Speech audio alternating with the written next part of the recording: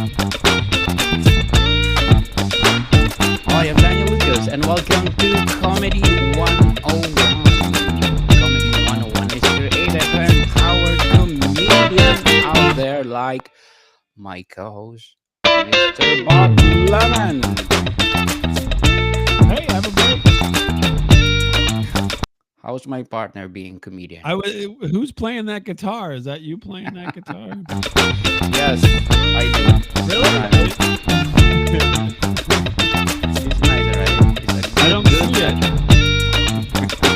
because I'm You're hiding really it. getting into it there. Yes, I'm Are you hiding it, playing with your mister. feet? Because you don't have it in your hands. No, my hair. I used to play my hair. That's nice. So last time we talked about what did we talk about last time? Roast battle. Roast battle. Yes. Are you good in roast battle, Mr. Bob? No, I'm terrible at roast battle. I'm Why? Why horrible at you're roast terrible? battle. I'm very bad. Why I is wish I it? was better. I wish I was better, but But you're good, right? Good as no. for Well, I me mean, as not a that's comedian. I'm not a yeah, comedian, that's so you're good for me because comparing to, let's say, Chris Rock. oh, I'd be horrible. I'd be a horrible roast battle. But I mean, I can do it, but it's like golf. Do you golf, Daniel? Ah, sorry, but no. No? Are you? Well, I do from Many time to times, time, not eh? very often, but I do. But it's like golf. I mean, it's one of those things where a lot of people play, but everybody's not very good at it. So that's like roast battle. A lot of people try it, but Mm. not everybody's very good at it. I mean, I can do okay, but I get the basics and I can do it, but it's not, I wouldn't say that it's my forte. So, what is your forte? Crowd work, which we're going to talk Huh? about today. Wow. I think that Awesome. I do fairly well at crowd work, and so we talked about roast battle. I can't remember. We just decided to talk about that, but crowd work is a little bit better for me. And so crowd work for comedians is where you don't really have jokes. You just talk to the audience and you let the audience supply you with information or whatever they're saying. And then you make the joke about whatever they're talking about. Sometimes the audience is the joke, and sometimes what the audience is saying is the joke. And so crowd work it can be really tough for people because it's not set. You never know what's going to happen, right? And if you look on the screen here, we've got a thing that says crowd work, anything goes, because I mean it's a total gamble. If you ask a question, you don't know what you're going to get. Like I ask you about golf, and you're like, I don't golf, right? Yes. Daniel doesn't golf. I Yes. don't know why Daniel doesn't golf because he looks like he would be a good golfer, but he apparently hasn't tried it. But you are in Canada, which I'm assuming Canada is not very much a golfing country. No, especially snow. Yeah, it's snow, right? And then if you got a white golf ball in the snow, it was a little hard to play. Yes, for Yeah, sure. you get lost a lot. A lot of people in Canada trying to play golf are just wandering around in the snow trying to find their ball, I think. Definitely.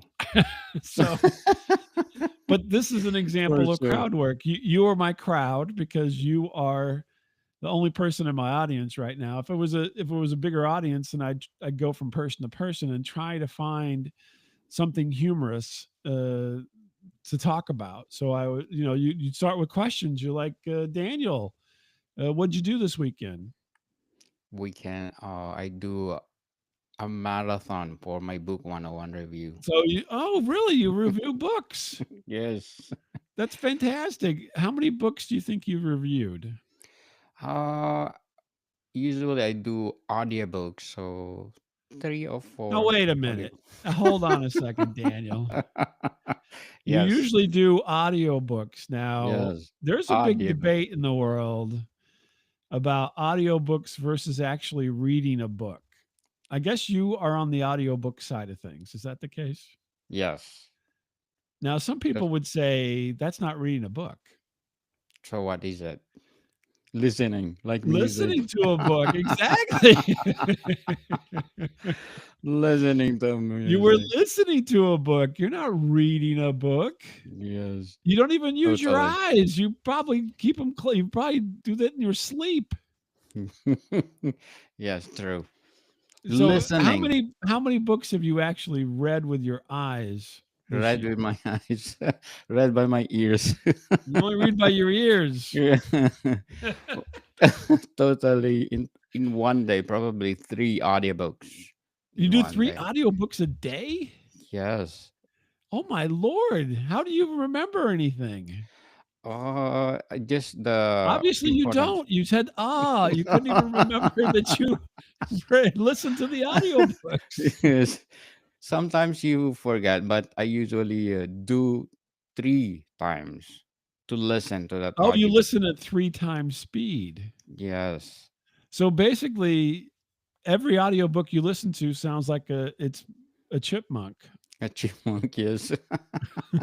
Or you're done. You go, that's what everything sounds like. So when Daniel talks to real people, he's like, "Why are you taking so long to tell me this?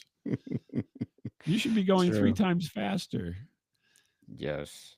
So So then, have you ever done any work as a auctioneer? Hey, blah, blah, blah, blah, blah, blah, blah, blah, selling auctioneer, things. yes. Because I mean, I Yes. think you'd be good at it because you've been listening to people speak 3 Audios. times the normal rate for a long time. I think so, yeah. You think so? Can I change my profession to podcaster? Do you So, think? sure, if you want to. I mean, Oh, I I don't love have a that. course on that. I think there's a license involved. I don't know. Maybe in Canada, you don't need a license to be an auctioneer. I'm not sure. I'm not sure too. So, but Do you Daniel, have the funny thing is, do you know what we've been doing right now? crowd? Yeah.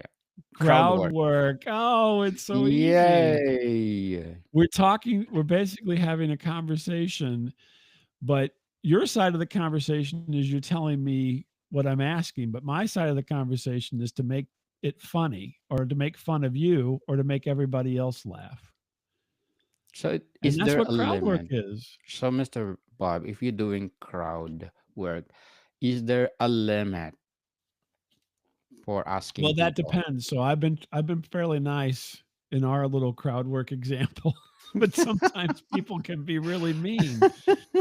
But I Yeah. wasn't going to go there. And I think that's why in the roast battle that you mentioned, a lot of times those are really quite mean and vicious.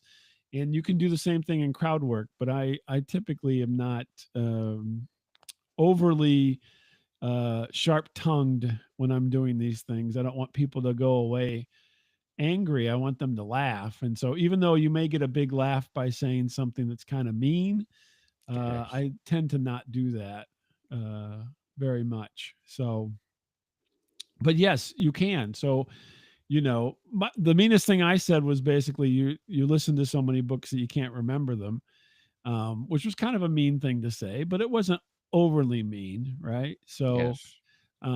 but the whole point of crowd work is to get everybody to interact, but then you are in control of that interaction, right? So you're in control of the crowd, so you are picking the people to talk to, and uh, if a person doesn't give you, since we don't have more than one person here today, but if the person doesn't give you what you want, then you move on to the next person, right? So if they were really boring or they didn't want to talk or they weren't, they're like, oh, I don't know, then you just move on to the next person and you try to find somebody like you is willing to expound upon the question and then say something like, funny, where you say, oh, I listened to it at 3 times, which is, to me, is funny because if you listen to audio at 3 times speed, then it all sounds like, a bunch of Chipmunk. chipmunks. So, but that's kind of the essence of crowd work. And right now, crowd work is one of those things that a lot of comedians are doing. So they may come up and have a couple minutes worth of jokes and then intersperse with that, asking the audience questions and trying to get other laughs from the audience. so that's not planned. It's very, improvisational and so forth. And there's literally comedians who that's all they do. They don't have jokes per se. They just go up and they talk to people and and get them to get them to say things that maybe are even embarrassing, but that they can twist. You're kind of as the comedian, you're kind of in the role of an interviewer, but you're obviously an interviewer with a agenda, and that agenda is to make everybody laugh, either by making fun of that person or making light of something they said. There's a comedian called Ian Bagg, Bagg, who I think his whole thing is that he just does crowd work. He doesn't have jokes. He just gets up and he talks to people and tries to make it funny. And a lot of that has to do with there's have you ever heard the word zeitgeist? No, what is it? No? Okay, No. zeitgeist is a German word. And I'm gonna butcher the meaning of this, so I'm gonna look it up real quick. But it's kind of like what's happening now, right? Oh, So spirit of the times is what it means in German. So the spirit of the times is zeitgeist. And so what you have to do is kind of be aware of where things are currently that are funny, and then you direct you use that what's happening now, the spirit of the times, in order to make things funny, right? So you may, let's say that we were doing crowd work, and Daniel, I said, Daniel, what do you do? And you say, well, I work for a health insurance company, right? yes. Now, in the States, we just had that terrible thing where the guy killed the CEO of United Healthcare.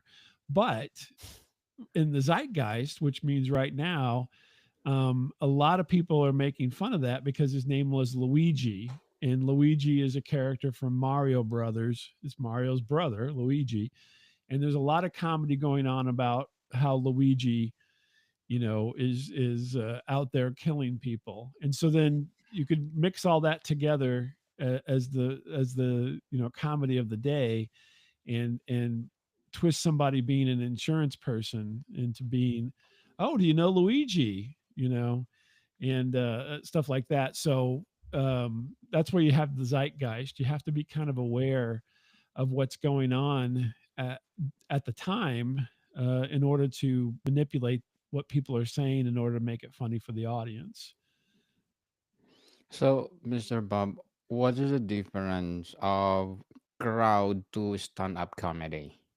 So typical stand up is you have jokes and you just tell your jokes, and you have your timing and so forth, and you'll just go through and, uh, you'll follow the audience with their laughter, right? And you'll Yes, pause and so forth, but you're not going to engage the audience, where crowd work is totally engaging the engage. audience. So typically crowd work also happens in smaller venue because you need to have a connection to the audience, where it's not just one person with a spotlight on kind of thing. You have to be able to see the audience and so forth. And so it doesn't happen necessarily too much in larger venues, but it can, but it doesn't that much. And so So, but you have to engage the crowd, and that's the main difference. But you can do both. I mean, you can be doing, I mean, if you're getting heckled by somebody, essentially you turn that into crowd work, and you either acknowledge them and make fun of them, or you ignore them. So it, you know b- responding to hecklers is really crowd work, and when you get down to it. so how about roast battles? Is it the same with the crowd work?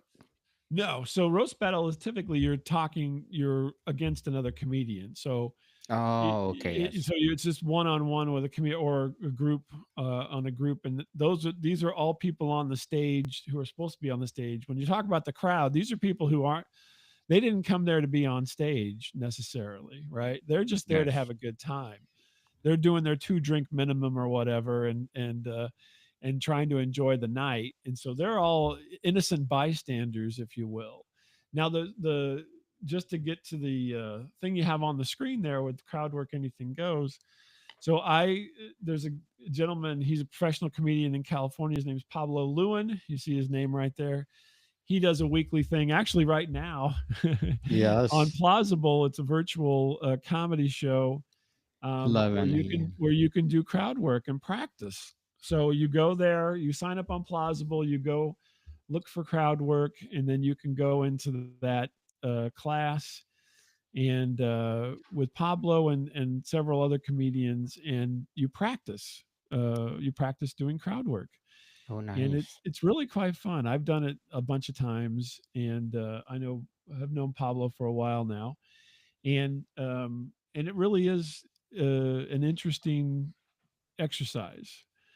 And if you're new to it, right? Because I think a lot of folks, they like stand up, right? They want to be a stand up person, where they tell jokes, which is fine, but what do you need to learn all these different facets, because if you're telling a joke and somebody starts heckling you or starts, or you finish early, right? You're supposed to go on longer for 5 minutes and you don't have 5 minutes of material, or people aren't laughing as much as you thought they Yes. would, then you got Yes. to fill that time. And crowd work is a great way to fill that time. So then you can you can basically go through your set, and then just before you get to the end, you can do a little crowd work to pad out your time so that you'll be at your 5 minutes, because nobody likes people who finish too early. If they've been, they want to get up there and do their thing, right? Be funny, and then they're get done early, and then they're like, well, you can't even hit time. Then that becomes problematic when you're trying to do those kind of things, because they have a schedule, and you're knocking 2 minutes off the schedule. Then that's not a good thing. So learning how to do crowd work is a good way to make sure you always hit your time. Hit your time, people. So, Mr. Bal, as a crowd work comedian, what techniques did you use for engaging with your audience? Well, so a lot of times what I do is, most people really don't realize it, but there's so much funny stuff in the mundane, and I always kind of just go with the flow. So if you've got nothing else, you can ask people what they do for a living. That's a good way to start, and then they're bound to say something. Something's going to come out of this their mouth that is going to be um, interesting, that you can kind of attack, if it will, if you will, or dwell on. Like for instance, for you, this our example here, I go, how many books do you, read? And you like listen to 3 books and you paused, right? Everybody, if you're a regular person, you're going to take a moment, and that pause is your opportunity. Like, Oh, well, Daniel can't even remember the books he's listened to because he's listened to 3 times speed. It's just going right through his brain, and then that's funny, right? So yes. you you work with the mundane and make it funny, and because those things will happen every time, and it's a cheap laugh, let's be honest, but you get the cheap laugh started, and then you move yourself into territory where you can do something more creative, but you have to get it started. So that's just a good way to get going on things. And you know and then you basically when you're doing comedy, you always have in the back of your head, you always have all these things going on that you're like, okay, I can think about, if there's something you talk about 3 times speed, that's chipmunks, you do a chipmunk impersonation. I mean, it's just you have this constant uh backlog of ideas that are just waiting to get pulled out and used. Some people might call it their quiver of arrows. So you have a full quiver, and you pull out that arrow and use it at that time. And you'll notice if you watch enough of it, even though because normal people don't do this, but if you were to be interested in the topic and you watched enough of it, you'll see that comedians will go to certain places all the time because that's where they know they can get a laugh, and it becomes like learned behavior. So they'll say like, okay, I can make fun of a stutter, I can make fun of a pause because I'm always going to get a laugh. And then there'll be other topic areas that people will always run to, because it's an easy laugh, and then that gets things started, because then you can you can keep that on a roll to go to the next thing and build on that. So So, Mr. Bob, what are your struggles in creating jokes in crowd work? well, if I have a crowd of one, that's always a struggle. Because you don't have Yeah. any kind of diversity in the audience.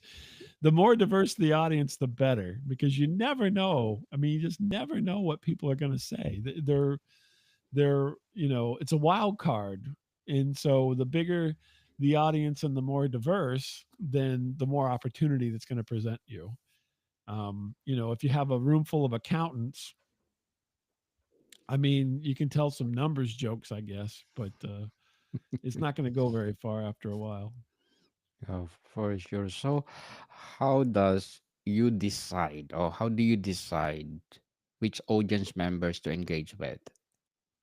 A lot of times, people will present themselves. They'll present themselves either because they look eager, Mm. right? So they'll be like watching you, or they look like they don't want to be bothered. And either one of those things are going to be comedy. You don't want to hit the middle. You want to hit the ends, right? So you want to find somebody who's either not paying attention. So then you can make fun of them for not paying attention, right? You're like, sir, Yes. you on the phone. What's so important that you have to be texting right now? And they'll be like, uh, you know. And so you can take advantage of that, or you can take advantage of the person who wants to talk. And then you can make fun of them because they talk too much. So then they'd start talking, and then you go, okay, wait a minute. We don't want your life story here. We're trying to have fun here. We don't need to hear about your, grandmother or whatever. So, you can play either way, play it either way. And so I think that's, kind of the way to start is you also have to be comfortable. The hardest thing is to be comfortable because, public speaking, at least used to be one of the most feared things. I mean, I think that that's not going to be the case going into the future because, because of podcasting and some other things, people are getting more and more used to talking to groups of people without being overly nervous. So, that may become a thing of the past, but I think currently it's still the number one fear for So, people is public speaking. Let's see what the number one fear is. Let's do a quick number one search. fear. So, do you still have a stage fright, Mr. Bob, when you're doing a comedy show? Do I have stage fright? Yes. Uh no, not really. Um, you know, the problem Immune. is if you get caught, you know what I mean? So if you Yes. can't think of something, then you're like, but so far so good. I haven't had to worry about it too much. But again, I'm not I'm not out there every night or anything. So this is all very, you know, it doesn't happen. I don't have to, you know, this isn't my livelihood, so I don't have to perform every night and be really good about it. Um, That's only so your that passion. alleviates some pressure. Oh, yes. So you do this only for fun.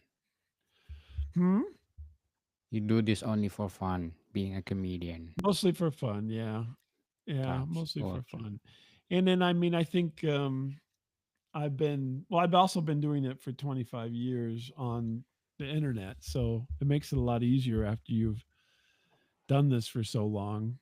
I mean, I'm assuming you've noticed that you can ask me a question and I can go on for about 5 minutes without having to get another question. Yes. And I love it. I love it because I'm learning from you. I'm And I mean learning. that's a skill. I mean that's Yes, that's to skill. me that's one of the great skills that I've learned by doing this is the fact that you you don't have to be like yes, no, maybe, real short answers. You can, you know, Expand. talk about it and think about it and it all just kind of comes out and you don't have to worry so much about everything. I think people get so stuck on wanting to sound, important or intelligent or smooth, but the reality is if you're just yourself, and it comes across, then Yes, nobody cares. definitely. Because out there nobody care. Yeah. Only for who cares? And like that. Think something that make you have confidence. Confidence within you. Yeah, So yeah, exactly. And crowd work would be one of those things if you're interested in comedy. It's one of those things that can give you confidence. And mm, I would encourage people, if you go to plausible.com, yes. find the crowd work. It's a weekly show that you can join. Go there and um, participate. Even if you've And never learn. done it before, just go and try it. I mean, it's a good situation to where you're not going to be chastised or anything. Everybody's fairly supportive. I mean, you are going to get made fun of. It's a comedian's hangout, so they're going to make fun of you. Just so you Of know, course. Yes. but it's not so terrible. They do want to help you, and they do encourage you. But when they're doing their crowd work, you're going to get made fun of. Yes. Definitely participate if you want to learn to be a comedian. So, Mr. Bob, what skills can comedians practice to improve their crowd work abilities? What can they do Yes, besides go to the plausible thing? yes, except Just always be so for me, always be reading. So it's so important to kind of know what's going on in your world. And so you always have to be reading or listening as you're doing me. yes, At three times speed, you could be listening to the chipmunks in your head and finding out about the world because everything around us is comedy. It's just you have to find it and mine it and bring it out to the audience. yes. Laughter is the best medicine, There you people. go. Now get that guitar going with your feet. Yes, and please do support us. Listen to us every Saturday at 11 11 a.m. PST here. And I think 1 p.m. Eastern time or It'll be what at is your 2 p.m. Eastern. 2? Oh, yes. So please do, people, support us. This is our second episode with Mr. Bob Lemon. We're teaching you how to be a comedian. I myself, I don't know how to be to You're a be natural comedian, Daniel. We've already established that last week. Oh wow, thank you so much. So I'm learning You're a from you. natural. You say all kinds of kooky stuff. I listen to books. Who says that? Oh wow, thank you so much, Mr. Bob, for letting me to be part as a comedian. I'm learning from you. And thank you, people. Again, another episode, another exciting episode coming next week. So, Mr. Bob, you have something to plug in? Well, first of all, on Sundays, take Daniel's workshop on playing electric guitar with your feet. Yes. He's doing a great job right now. You can't Yes. tell when looking at him exactly. Yes. I don't know. As Do you have long toenails? Is that what's going on? I'm not I sure. I think so. Yes, Yeah. I have. I'm not sure. But if not, you can always come and listen to stories, funny stories at staticradio.com, at Static Radio on the socials, where I'll be with my co-host Miles. We tell all kinds of kooky stuff. This last week we talked about, what did we talk about this last week? Baseball card show, I think, was a week ago or so. But it's funnier than that. It sounds boring, Yes. but it's not. I don't know what to tell you. I hope it sounds boring on Comedy 101. I hope not. We're sharing you insight that make you a good comedian, people. So, Mr. Bob, thank you for your time. Thank you. More to come, people. See you soon.